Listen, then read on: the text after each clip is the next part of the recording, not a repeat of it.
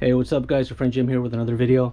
I just want to share this quick video, this quick information, because maybe somebody might find it useful. Basically what I did on the Montero, I did put a post on the Facebook group, and a lot of people replied and gave me their suggestions, and I did follow some of those suggestions, and thank you guys for that. But I did replace these guys, the bearings, the wheel bearings, both of them right here. These are the bearings I got. And you can see there's the Timken brand, and the part number is HA590145. And these are the front. I'm also going to do the rear, but I haven't bought them yet. So what I'll do is I'll put a link. I got them on Amazon. I'll put a link on the description, so you can go ahead and get them yourself. But yeah, these work pretty good. They're pretty good quality. A couple of guys on the Montero Facebook group recommended this brand, and that's what I went with. These bearings, basically what happens is these get pretty much seized in the knuckle. These hubs get seized in there, and you could get a sledgehammer and just hammer them out. That's one way to do it, like in the Montero video. But you can also get a press. You can go to a local shop and get a press and have them press it out, or you can just buy a press and do it yourself, which is what some of the suggestions on Facebook suggested me, and that's what I did. And the reason why I did that is because I went to a local shop here, and they quoted me $65 to $180 per side, depending on how difficult it would be. So I figured I could just go to Harbor Freight, get a $250 press, 20-ton press, and have it here in my garage and press them out myself. So that's exactly what I did. So here's the new ones on there already. Everything is installed back. This side, you do have to remove this drive shaft, this half shaft, in order to get this whole thing out and to put everything back in. But obviously you have to disassemble everything, which is not really that difficult. It's pretty simple. Removing these hoses, you have to be careful with the speed sensor back here. Just sometimes those get stuck as well, so just kind of little by little pry it out. Don't pry too hard, just kind of go back and forth from side to side, and it will come out. Once you have it out, clean it up a little bit. That way, you know, it gets a fresh start, because obviously, you know, there's dirt and water and all kinds of stuff out here as the vehicle is driving. So just be careful with that speed sensor. These hubs, these bearings, they're not pressed in there. They're not pressed in there. So when you use your press, you're not pressing it out. They get stuck in there, basically. So I'll explain to you on the press a little bit better, but when you get the old one out, you clean the surface inside, the new one just goes in and you're able to rotate it back and forth. So it's not like it's pressed in there, like metal to metal pressed in there. If I'm explaining myself correctly, you kind of understand what I'm saying. Same thing with this side. This side, I did not have to remove this half shaft. Just kind of take it apart from here, just kind of moved it out of the way while I remove this knuckle, and that's pretty much it. Didn't have to remove it. You got to make sure that you torque the bottom ball joint, bolts, upper ball joints. Basically everything has to be torqued to the proper specification. The only thing you don't have to worry too much about as far as torquing is the little bolts that hold this little bracket and the back plate and everything. It doesn't really matter too much putting them back to spec. Just kind of snug them in, make sure they're not getting loose or anything like that. Also, this shaft, it's got the bolts back there. You have a 14 on this side and a 12 on the other side.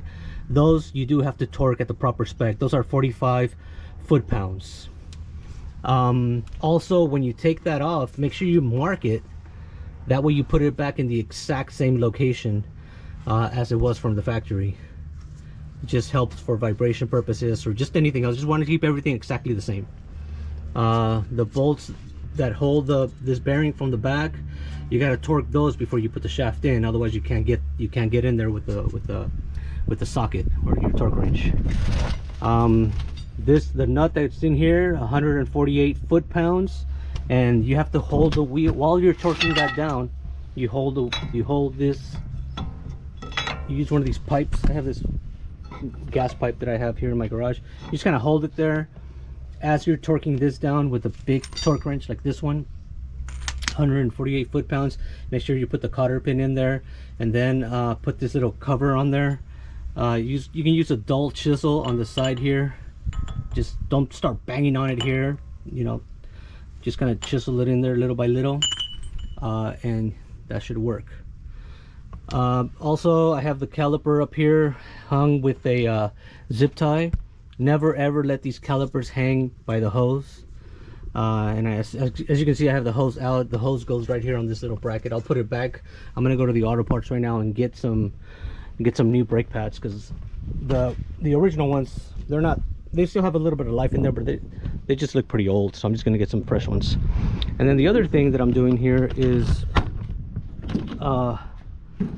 cleaning out the rotor surface. I don't have to resurface the rotors, but since I'm getting new pads, I just sanding it down using one of these sandpapers and a drill. See, I got some grease on there, so make sure there's absolutely no grease on this surface. Other rotor back here.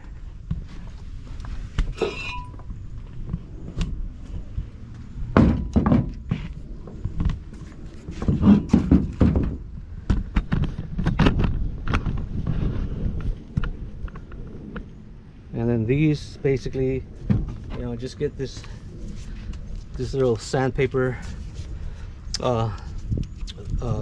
thingies that go on your drill, and just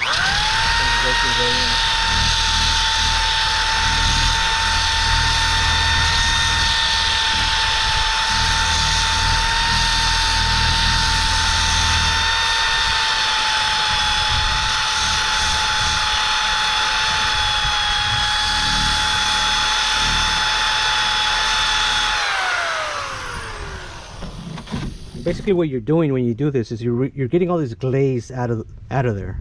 So now you have a little bit of a rougher surface where the new brake pad is going to make a better contact on there.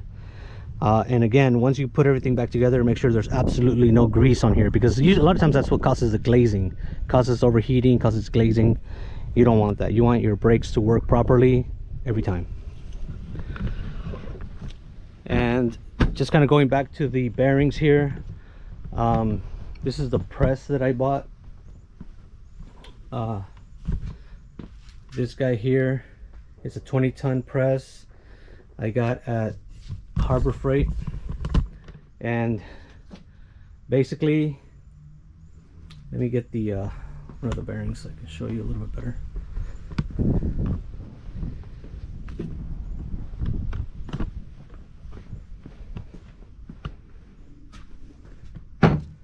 So imagine this is installed on the knuckle, so you have the knuckle all around here.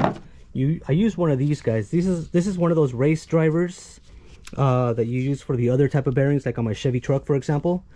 And then you got to make sure you have one that fits the whole circumference of the bearing, but not overlap the circumference.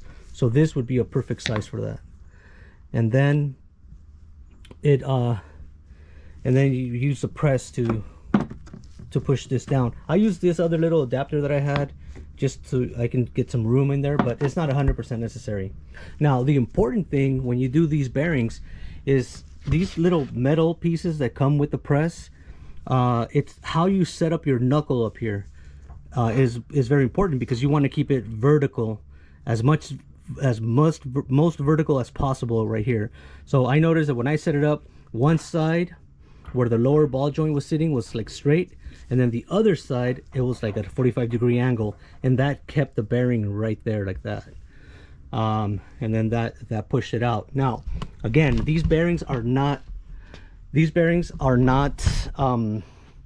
pressed in there, so when you put it on there, as you're cranking down the jack, it's gonna feel like it's not budging, and then all of a sudden it's gonna pop loose, because it took about, I guess, 20 tons of pressure to push that thing down.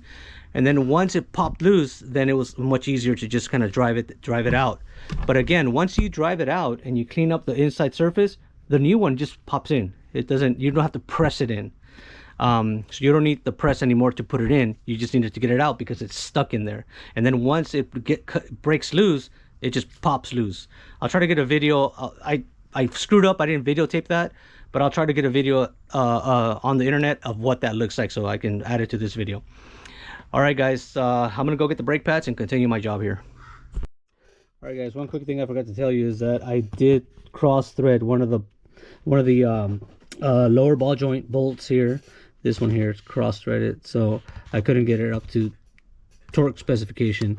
But the cool thing about the Montero is that, you know, this is not, in other vehicles this would be a nightmare scenario. The Montero, you can just go to the hardware store and get another bolt. So just get another one, install it, torque it to the proper spec, make sure it's a proper type of bolt that you can use for this application, high strength, and go from there. Eventually, if you ever go to the junkyard or whatever, you come across another one of these original ones, then just grab it and then swap it out. But you know, you can continue working on your vehicle. Now the other thing is, when I pressed that bearing on there, I did not record that information. I forgot to record. I didn't forget, I just didn't do it. But there's a video on the internet, and I'll show you here on the computer, where the guy does exactly what I did, and it's exactly what happened when I pressed the bearing out. So I just want to show this to you guys because this is exactly what happened. Check it out.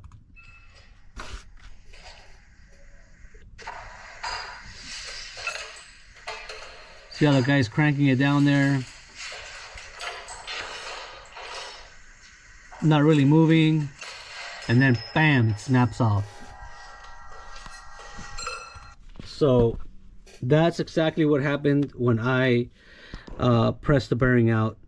Again, the bearing is not the bearing is not pressed out. The bearing is stuck. So once you use your press, 20 tons or whatever it is, boom, it pops out.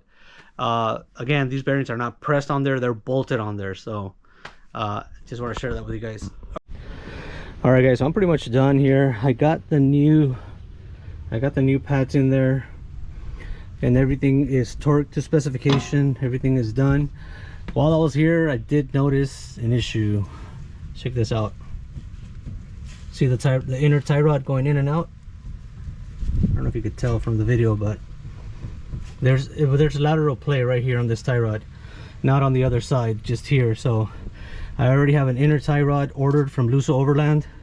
Should be getting here in the next few days, so I'm going to be replacing that guy. But other than that, we got new bearings, new pads, clean rotor surface on both sides, as you can see here as well. One other thing, I'm not going to use the 1-inch spacers anymore in the front. This time I'm not, because I don't have the Loctite to put them back on. Eventually I'll put them back, but right now, so let's go ahead and proceed with installing the tires and the cover down there and take it for a test drive. All right, I'll be right back.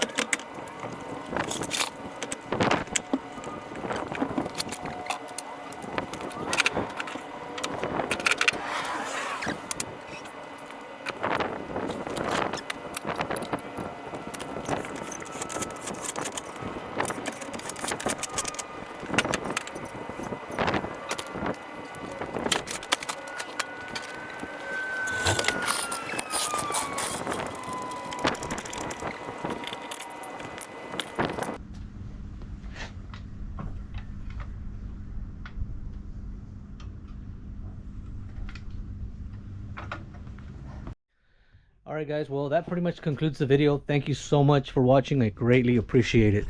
There's Montero right there. And I do not have the 1-inch spacers in the front. I still have the 2-inch in the back. And I think I'm gonna leave it like that. I'm gonna drive it for a little while, see how it looks, see how it feels. I like the way it looks, but just see how it feels, and I'll probably just leave it like that with no spacers in the front, 2-inch in the back, and then we'll see. But also, check it out. I did get the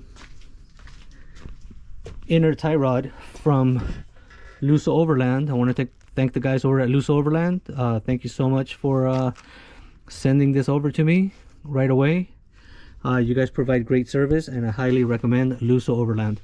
The part number is MR510267, and I believe it's exactly the same part for either side, but you know what, check it out. I'm not 100% sure.